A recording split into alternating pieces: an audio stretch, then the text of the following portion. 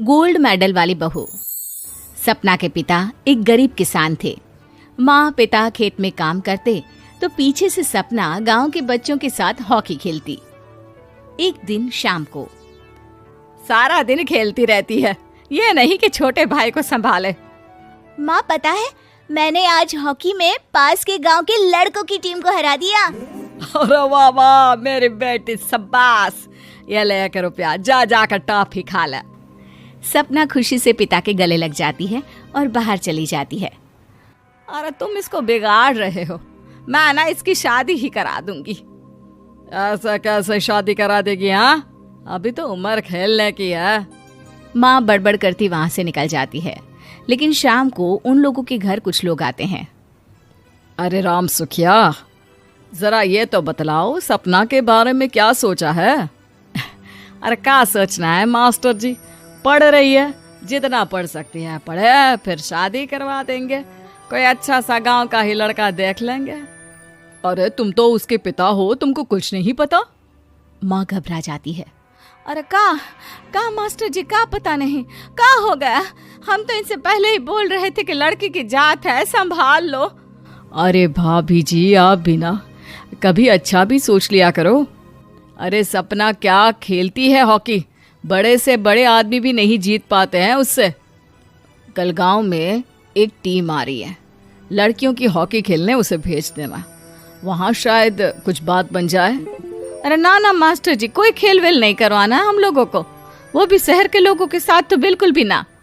शहर के लोगों को ना कोई भरोसा नहीं होता मास्टर जी। अरे कैसी बात कर रही हो सपना की माँ, बुरा आदमी तो हर जगह मिल जाएगा, उसके लिए शहर का और गांव का। हाँ हाँ मास्टर जी, हम लोग तैयार हैं, कल आ जाएगी सपना वक्त से। माँ के लाख मना करने पर भी पिता सपना को हॉकी टीम के लिए भेज देते हैं। शाम को सपना वापस आती है, लेकिन लटके मुंह से। और क्या हो गया, मार खाई हो का? कौन मारेगा हमें? कोई मार वार खाकर नहीं आए। अरे फिर शकल पर 12 क्यों बजे हैं, बताओगी? देखो माँ, आप समझोगी नहीं, बताकर फायदा क्या है? अरे बिटिया रानी, हम तो समझेंगे ना, हमें ही बता दे। सपना पापा के गले लग जाती है। पापा, मैं ना सिलेक्ट हो गई हूँ भारत की हॉकी टीम में खेलने के लिए। अरे वाह, ये तो बहुत ही खुशी की बात है मेरे बच्चे। फिर मेरी गुड़िया काहे परेशान है? पापा, मुझे दिल्ली जाना पड़ेगा आगे की प्रैक्टिस के लिए। माँ जो सारी बात सुन रही होती है, जोर से चिल्लाती है। एक पैसा नहीं है मेरे पास, समझी? कुछ नहीं दूंगी। शादी के लिए लड़का फाइनल भी कर दिया है, कल्ले का बेटा, वो शादी कर लेगा तुमसे। सपना पिता की ओर देखती है।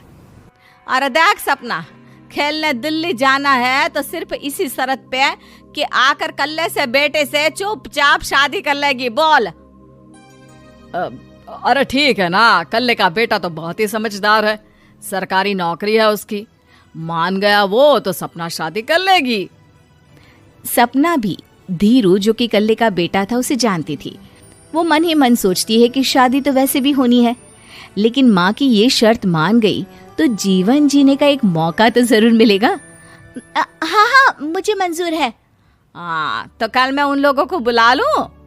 पिता और सपना दोनों एक दूसरे को देखते हैं।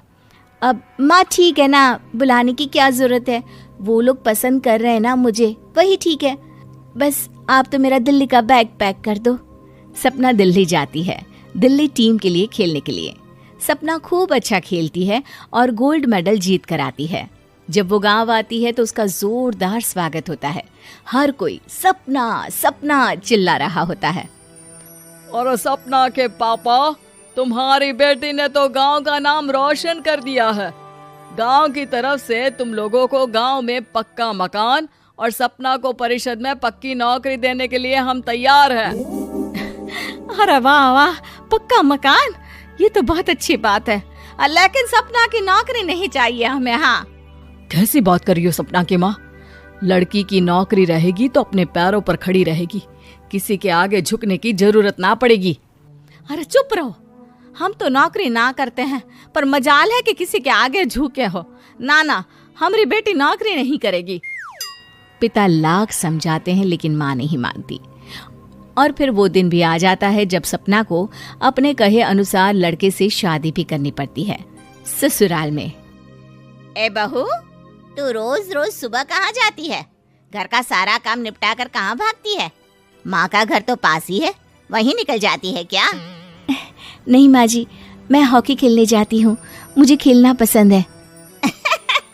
खेलना पसंद है? अरे कैसी बात कर रही है बहू, शादी के बाद तो कोई लड़की खेलती फैलती नहीं है, वो घर का काम काज देखती है। सपना कुछ नहीं कहती। वो एक रोज कमरे में अपनी अलमारी ठीक कर रही होती है कि तब सुनो, वो जो लटक रहा है ना, क्या बोलते हैं उसे? मेडल। सपना पति की बात सुनकर खुश हो जाती है, उनके पास जाती है। मैं सोच ही रही थी कि तुमने कभी पूछा क्यों नहीं। ये मेडल है, मैंने जीता है। पता है, हॉकी में बड़ा मैदान, बहुत से लोग, 2 टीम और फिर शुरू होता है जुनून। पता है, लगता है जैसे बस जिंदगी यही है, खेलते रहो, भागते रहो, दौड़ते रहो और लक्ष्य को पालो। सुनो ना, मैं ना भारतीय टीम के लिए खेलना चाहती हूँ। माँ, यहाँ तो आ जरा। सपना हैरान हो जाती है कि ये क्या हो गया, पति अचानक से माँ को क्यों बुला रहा है। हाँ बेटा, क्या हो गया? काहे गला फाड़ रहे हो? माँ, ये सपना क्या कह रही है? अरे बीवी तो बोलती ही रहती है बेटा, लेकिन क्या हो गया, चिल्ला क्यों रहे हो? ऐसा क्या बोल दिया इसने?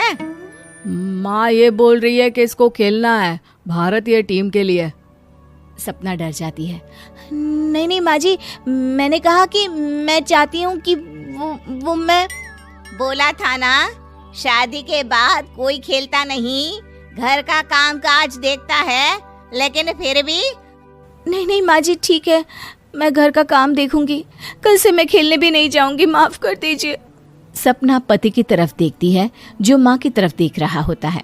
उसे गुस्सा तो आता है, लेकिन करती भी तो क्या, सास के सामने कैसे पति की क्लास लगाती। अरे बेटा, अब क्यों घूरे जा रहे हो बहू को? माँ, अभी इस बात का फैसला करके जाना, वरना ये तो तेरे कमरे से जाने के बाद मुझे। अब चुप हो जाइए आप, छोटी सी बात का बतंगड़ मत बनाइए। छोटी सी बात? बहू, ये कोई छोटी बात नहीं है। जो लड़की दिल्ली के लिए गोल्ड मेडल ला सकती है, वो देश के लिए भी तो गोल्ड ला सकती है ना।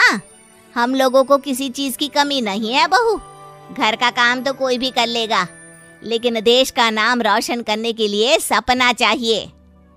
जा बहू, तेरी ट्रेनिंग का सारा इंतजाम तेरे पति ने कर दिया है, जा खेल और देश का नाम रोशन कर। सपना की आंख में आंसू आ जाते हैं। वो सोचती है कि बेटियों को मायके के साथ अगर ससुराल में भी सहयोग मिले तो ऐसा कोई काम नहीं जो वो नहीं कर सकती है।